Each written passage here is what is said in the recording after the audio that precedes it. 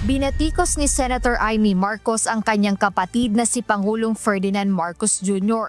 dahil sa pagsuspindi ng taas pasahe na nakatakda sanang ipatupad ngayong araw. Sa isang panayam kahapon, March 18, inihayag ng senadora na nakakalito ang hakbang na ito ng administrasyon. Oo nga, nakakalito. Nakita naman natin sa kalsada halos walang tao kasi akala may fair hike. Biglang inatras na naman. Ano ba talaga? Wala ba kayong GC?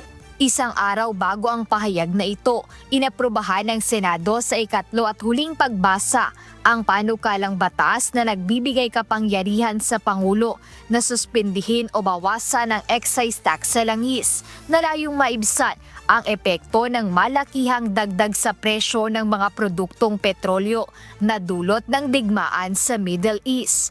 Noong Martes, March 17, inianunsyo ng Land Transportation, Franchising and Regulatory Board ang ipatutupad na dagdag pasahe sa mga jeep, bus at iba pang uri ng public transportation.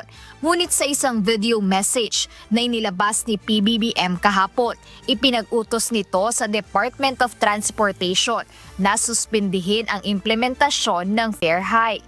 Nakakalito. Ginulo ninyo kami hanggang gabi-kagabi na tapusin na yung excise tax authorization sa presidente. Pagkatapos sasabihin naman ng ating finance secretary na hindi pa kailangan yung excise tax na yan. GC please, hilong-hilo na kami.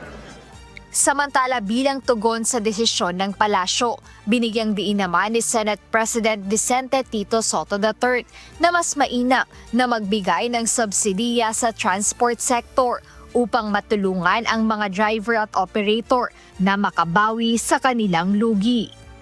Jed Neresina, humahataw sa balita ngayon.